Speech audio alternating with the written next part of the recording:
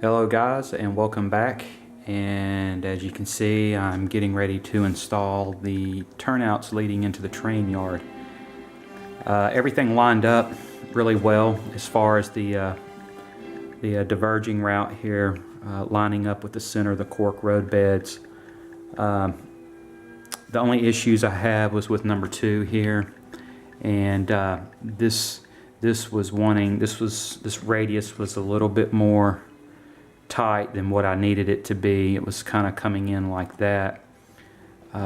So if I'd have ran a piece of track, it'll run off the edge of the cork road bed like that. So the way I alleviated the tightness of that radius was I trimmed the 2 rails here for the diverging route, and I trimmed about a ½ inch off of the track here as well, and that seemed to work for me. So, you know, sometimes when you get this in, no matter how hard you try, you know, you will get off a little bit, and that's to be expected. So that's the way I corrected that.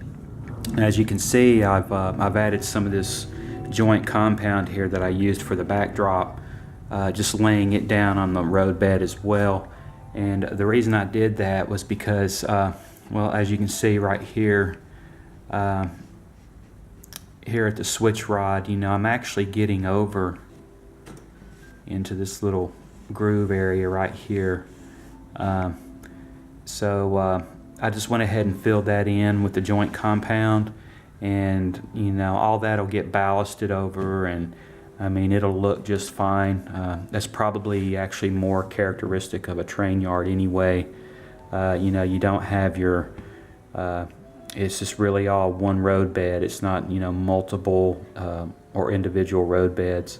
But the reason I did do it like this instead of just laying one piece of cork road bed for the whole train yard was the fact that I've got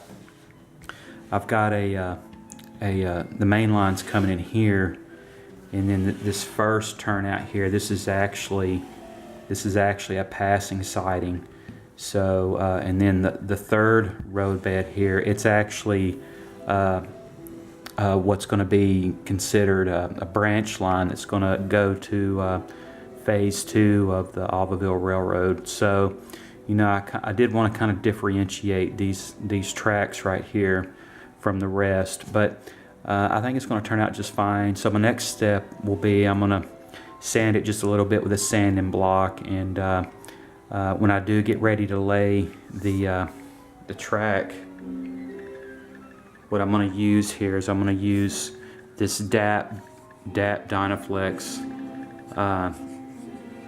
It's this stuff here. It's like a latex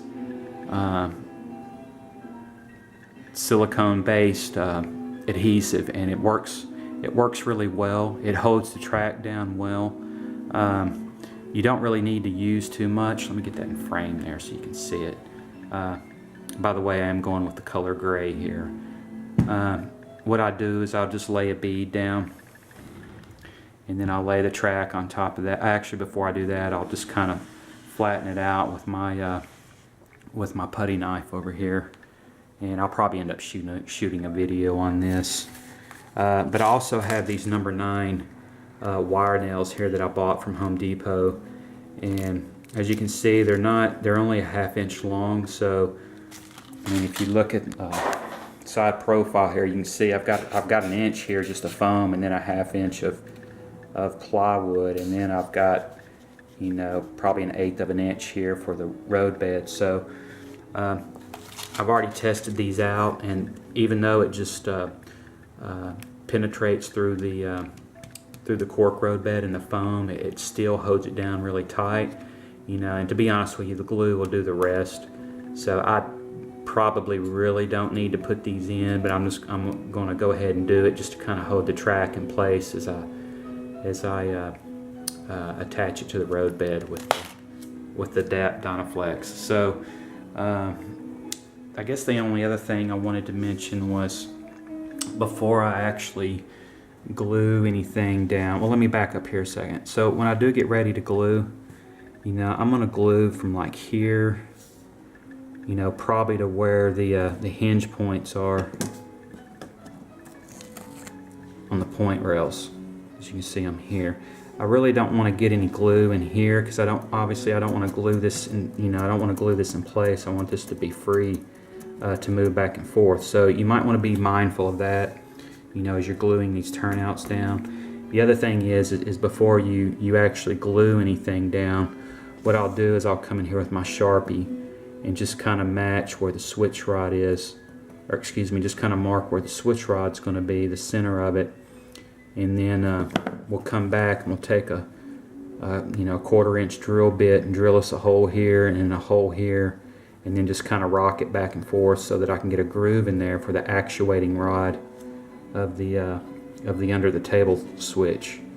So we're definitely going to want to do that before we actually attach the track to the road bed. So that'll be my next step, and as I'm doing that, I'll shoot video and post that. So so yeah, it's working out fine. I was pleased with how well these did line up. Just, you know, I have, you know, what, seven turnouts in a row here, so I'm pleased with how everything's lining up so far. So guys, I'll keep you posted, and we'll see you in the next video. Thanks for watching.